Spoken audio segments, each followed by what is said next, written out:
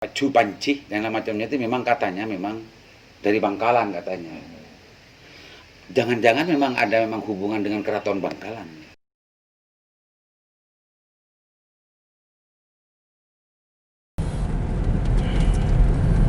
Assalamualaikum pemirsa Sandasan. Kali ini tim kru Sandasan akan menuju ke rumahnya Pak Agus Lahendra, seorang sejarawan di Kabupaten Bangkalan yang informasinya bisa membaca huruf-huruf konah, huruf aksara, anak caraka dan lain-lain sebagainya. Sebagai tidak lanjut dari podcast kemarin dengan Bu Zainah, Muzayyana, yang kebetulan menemukan manuskrip kuno bertuliskan anak caraka dan juga ada yang tulisan Arab. Kita akan sandasan nanti dengan Pak Agus Lahendra di Desa Sempilengan, Kabupaten Bangkalan. Ini di ujung barat Kabupaten Bangkalan, pemirsa Sandasan. Ini sudah melewati, sudah masuk ke Desa Sempilengan ini, pemirsa. Ayo kita ikuti sana. Ke sebuah gang Desa Sempilengan, ke Pondok Pesantren Sempilengan. Ternyata di daerah sini rumahnya Pak Agus Lahendra. Oke, kita lanjut ke sana dulu, pemirsa. Ntar lagi salah nyampe. Pemirsa, sekarang sudah nyampe ke rumahnya Pak Agus Lahendra. Assalamualaikum Pak Agus. Waalaikumsalam warahmatullahi. Ternyata Allah mempertemukan saya dengan Pak Agus sekarang ini. Kalau nama memang tidak terlalu lama saya mendengar, cuma kalau kiprahnya sering dapat cerita dari banyak orang saya. Kalau Pak Agus ini konsennya di sejarah dan segala macamnya. Betul kan Pak Agus, cerita ini bukan fitnah? Insya Allah. Bener ya? Ini konfirmasi biar dobit ceritanya ini. Insya Allah. Kalau sudah langsung ke orangnya, ini berarti nilai beritanya dobit, sudah tidak bukan fitnah lagi pemirsa.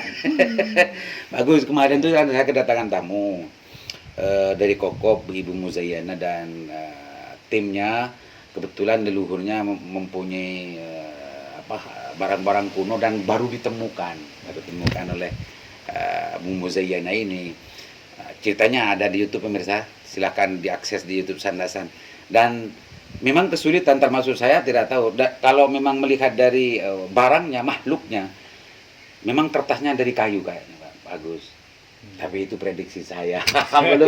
belum tentu itu benar adanya. Tapi itu prediksi saya dari kayu dan tulisannya ini, dan sempat di fotokopi dan hasilnya seperti ini. Kalau Pak Agus yang menekunkan masalah kesejarahan di Bangkalan khususnya, makhluk beginian ini biasa nggak ada di dunia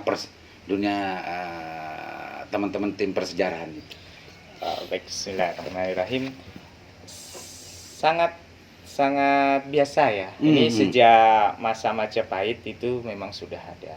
Sudah sering keluar untuk manuskrip seperti itu. Cuman tingkat carakannya memang agak berbeda. Yang lebih tua lagi itu huruf kawi ya. Kalau huruf kawi saya sudah, Allah minta ampun. Sulit Pak Agus. Aduh, satu huruf paling. Huruf kawi itu beda dengan ini. Beda. Kalau yang ini masuk ke huruf apa? Ini masih masuk carakan ini. Oh, carakan. Carakan dan yang masih bisa kita mengerti ya, memahami, walaupun ini saya sudah lama ya bisa dieja lah pelan-pelan misalnya gitu. Kalau dulu memang agak, kalau dibilang mahir enggak ya? Ada yang lebih mahir, banyak yang lebih mahir daripada saya. Ngicil mirsa, harus ngicil lagi. Jadi sama sebetulnya bagus. Baca Quran saja, kalau lama nggak baca Quran, kembali lagi ngicil. Kalau dulu kan yang menjadi indikator bahwa orang bisa baca Quran kan lancar. Iya. Lancar. Peke mirsa. Nah, kalau udah lama nggak baca Quran, memang bagus. Agak harus ngicil lagi. Iya. Nah, mungkin seperti itu dalam konteks carakan Madura. Lanjut Agus, ceritakan Agus. Ini kan belum ketahuan ya, apalagi ini satu buku. Wow. Setebalnya seperti ini. Ya. Insya Allah lah kita pelan dan butuh waktu untuk itulah. Ya, bagus. Moga-moga aja Pak Alimanda akan menunggu. Mudah-mudahan bisa menguak misteri di balik ini. Amin, Apakah ini amin. nanti setelah dibaca, setelah dimaknai oleh Pak Agus nanti ini ada menginformasikan tentang masalah ilmu-ilmu kebudayaan atau ilmu tabib atau ilmu apa saja, nggak tahu lah. Yang pasti yang lebih tahu dulu nanti Pak Agus ini. Jangan-jangan ada mantra kebal, mantra persenengan, mantra segala macam. Jangan-jangan gitu. Keren. Itu bagus. Oh, ini carakan ya, dipastikan carakan ya. Kalau model semacam ini biasanya kalau di dunia persejarahan seperti Pak Agus ini ada tanda-tanda nggak dari abad keberapa ini Pak Agus? Kalau abadnya saya kurang paham ya, cuman ini yang saya pahami dari masa Cakraningrat 4 ke bawah. Cakraningrat 4 ke bawah. Cakraningrat 4 ke bawah itu abad keberapa ya? Cakraningrat 4 itu 1718 Masehi. 1700. 18 Masehi. Berarti sudah afklarung ya dalam peradaban dunia. Ada peradaban barusan lah. Sekitar 200-300an tahun yang lalu. Afklarung itu kan memang abad ke-17 ya, bukan 1700, abad 17 ya. Abad 17 ya. Iya, kalau Afklarung 17 di Prancis itu. Itu ingat-ingat aja dikit karena Afklarung masa pencerahan. Itu di abad 300 tahunan ke sekarang gitu ya. Bukan ya? Kalau ceritanya ini bercerita tentang apa saya belum. Enggak, maksudnya yang model macam ini tanda-tandanya. Model carakan seperti ini masuk carakan yang baru istilahnya baru. begitu. Carakan baru. Jadi tanda itu Cakraningrat keempatan ya? Iya, ke bawah. Ke bawah, masih ke bawah. Buat ke bawah. Ada tanda-tanda kalau Cakraningrat sebelumnya itu beda dengan ini, betul? Lebih unik. Hurufnya beda. Hurufnya lebih unik. Oh, unik. Iya. Ini kan masih kita ini macam ini gentongan, ini ini lajer, ini kan ini apa ya? Iya. Baru. Bahkan memang dulu itu Bisa. waktu saya SD sempat diajarin itu, cuma memang nggak nyambung sama sekali saya. Tapi kalau kentongan, lajer gitu memang sempat dulu ada. Ya ingatlah, cuma semua itu belum masuk, nggak mamlaka saya Pak. Bagus. Kalau huruf Arab dan huruf Latin kan mamlaka. Lah kalau huruf ini benar-benar nggak mamlaka. Artinya nggak bisa terinternalisasi dan bisa secara otomatis bisa baca nggak? Cuman belum sekedar pernah. lewat ya. Lewat saja. Masuk ke kuping kanan, keluar kuping kiri ya. Oh gitu, Dan misalnya itu ternyata. sebenarnya yang sangat disayangkan ya kepada pemerintah. Bagaimana kita melestarikan hal semacam ini. Kita ini sebenarnya saya paling sedih. Saya dulu sering ikut penataran. Itu sering mendengar bahwasanya Madura itu buta huruf. Itu sangat saya bantah sama sekali. Madura dari dulu tidak pernah buta huruf. Iya. Tidak pernah buta huruf. Memang sering dengar juga saya bahwa masyarakat Madura itu banyak buta huruf. Tapi kalau orang-orang tua kita, orang-orang tua saya mungkin mbah saya, tidak terlalu jauh lah.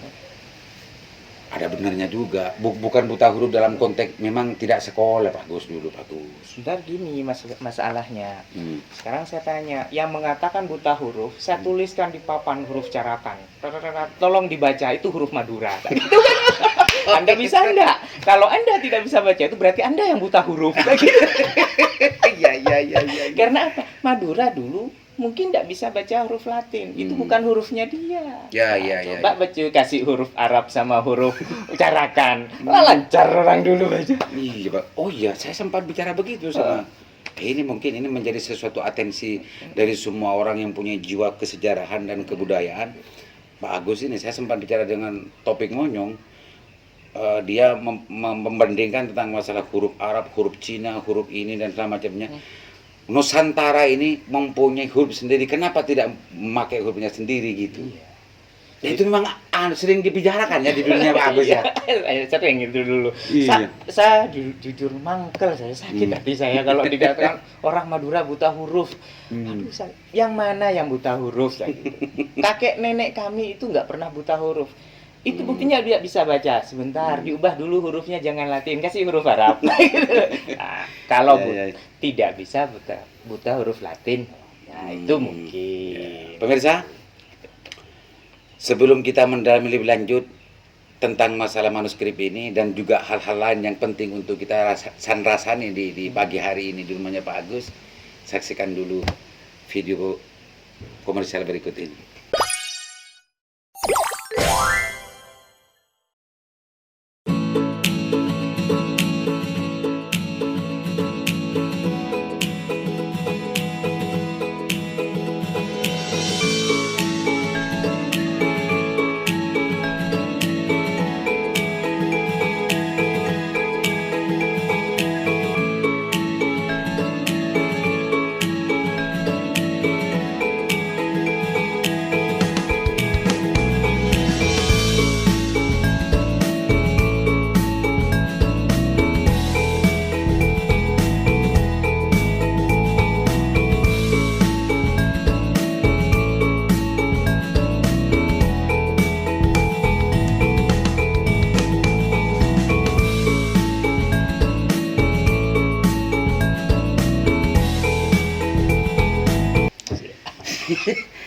Bagus.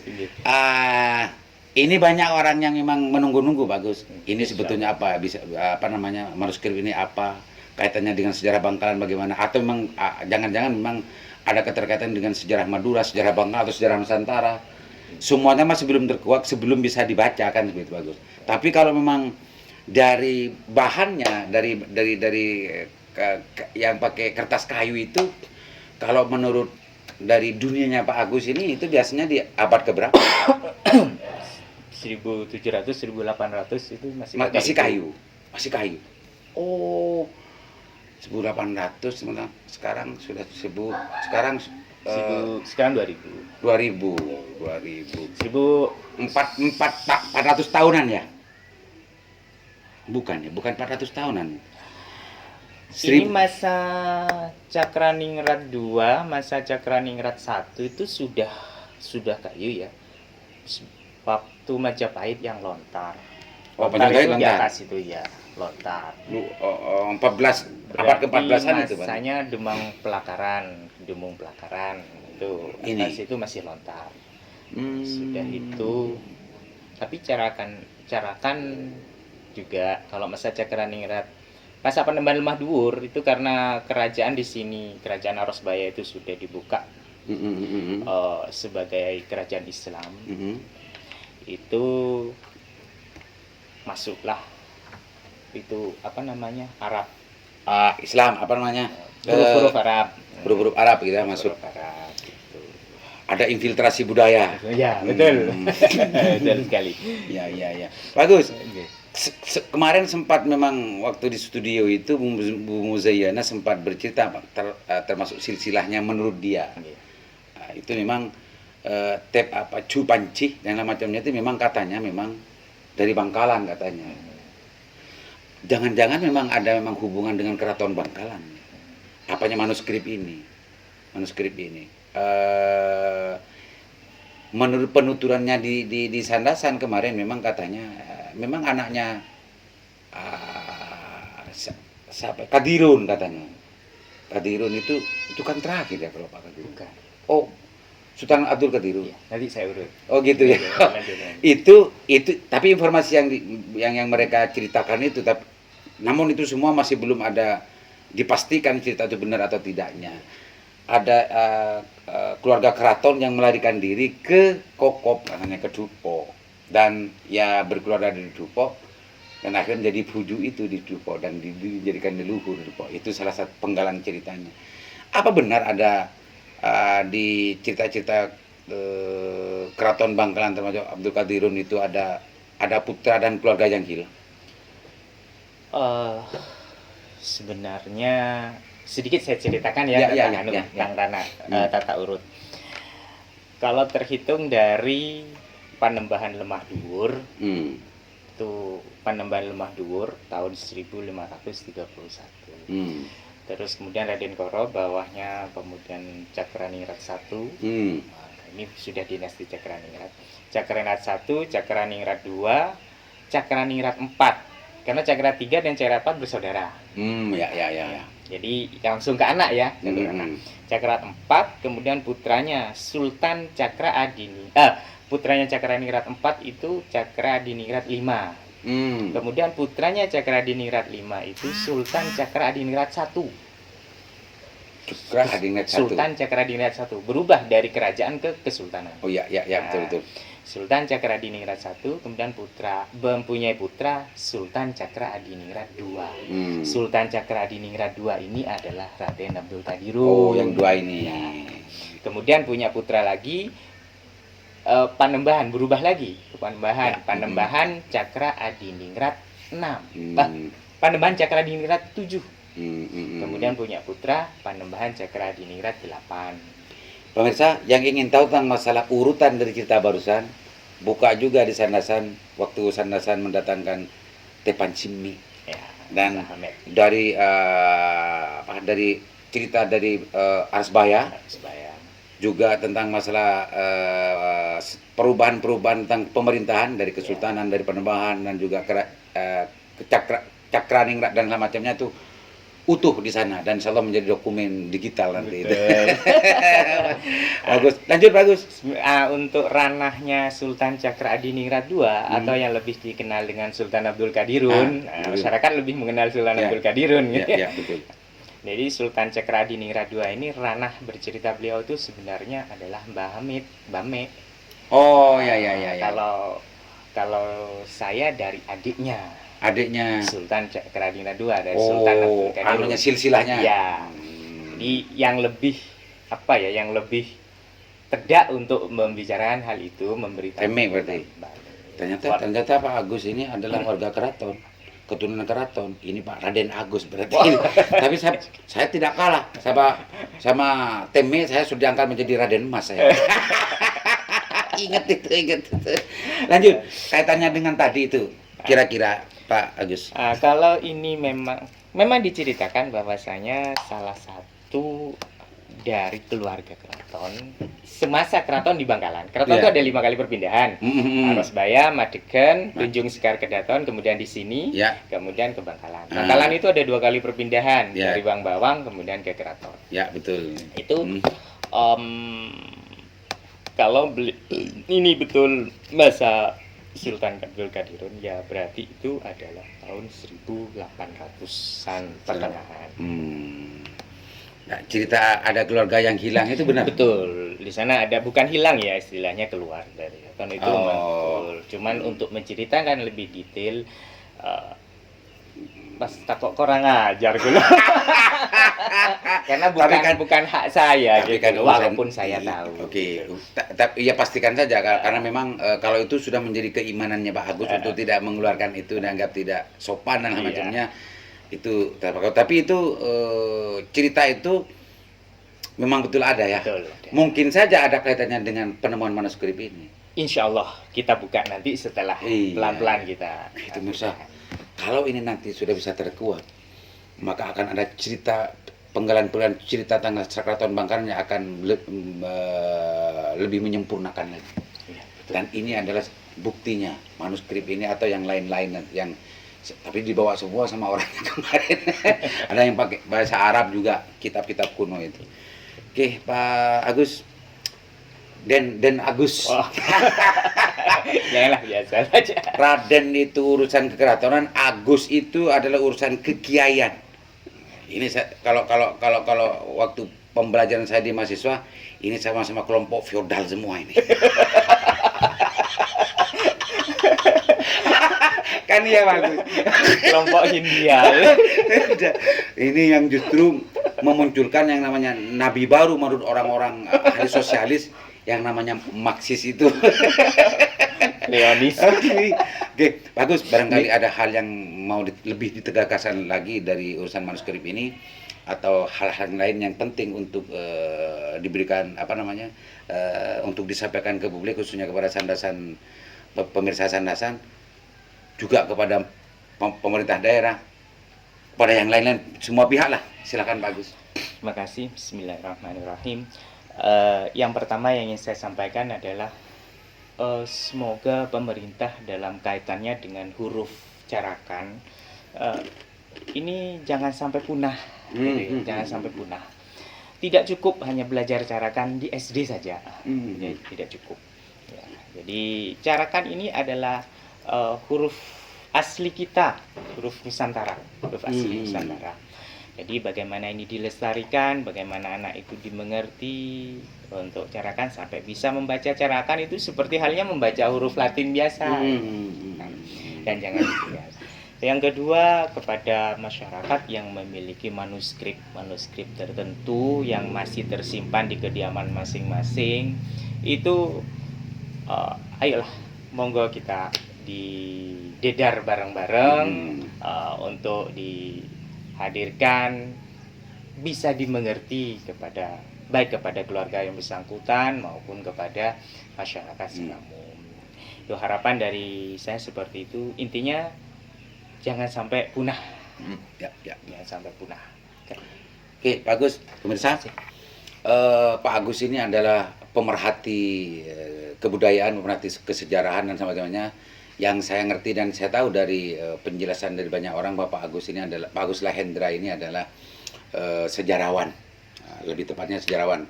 Nanti mudah-mudahan nanti akan sering bersilaturahim ke sini, saya akan lebih dalam lagi untuk mengerti dan mengenal Pak Agus. Amin. Karena baru kali ini saya ketemu Pak Agus ya, Pak Agus ya. Meskipun mungkin saya agak lama mendengar Pak Agus Lahendra sebetulnya. Mendengar nama itu. Baru kali ini Allah menakdirkan ketemu. Amin. Mudah-mudahan pertemuan ini bisa bermanfaat, dan selanjutnya yang tidak lebih pentingnya adalah gara-gara manuskrip ini saya ketemu wasilahnya ya, pemirsa. Ini tawassul. Wasilahnya saya ketemu Pak Agus. Mudah-mudahan nanti bisa menguak misteri di balik ini semua, baik ceritanya, baik apa yang terkandung di dalam manuskrip ini. Mudah-mudahan bermanfaat. Assalamualaikum warahmatullahi wabarakatuh. Waalaikumsalam warahmatullahi wabarakatuh.